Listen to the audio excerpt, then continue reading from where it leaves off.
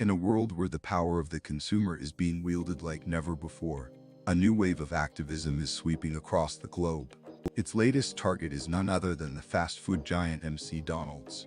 This isn't just another boycott, it's part of a larger, more ambitious movement known as the economic blackout. This grassroots campaign has been gaining momentum, targeting major corporations with the aim of holding them accountable for their business practices. The movement's strategy is simple yet powerful: hit these companies where it hurts the most, their bottom line.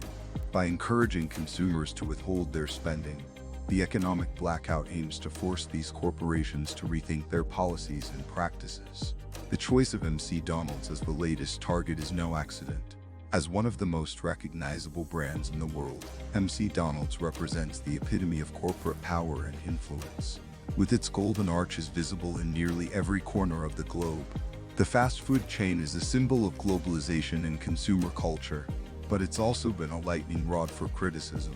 From its environmental impact to its labor practices and health implications, the economic blackout movement is tapping into a growing sense of frustration and disillusionment among consumers.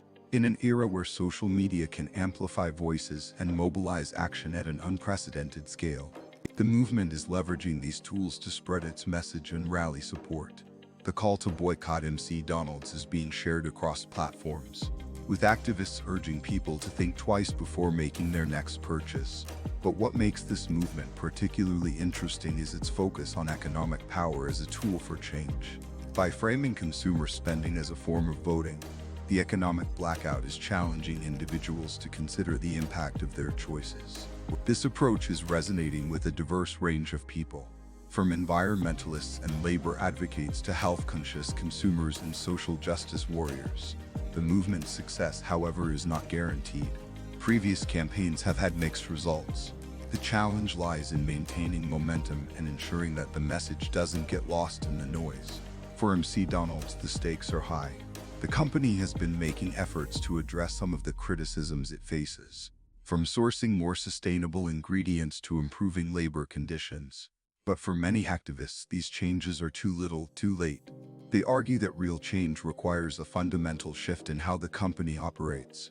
As the economic blackout movement gains traction, it raises important questions about the role of corporations in society. Can a grassroots campaign really bring about meaningful reform in a global behemoth like McDonald's? Or will the company weather the storm and continue business as usual? The outcome of this campaign could have far-reaching implications.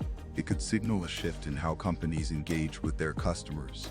It could also inspire other movements and campaigns. As the world watches this unfolding drama, one thing is clear. The economic blackout movement is a testament to the growing power of collective action in the digital age.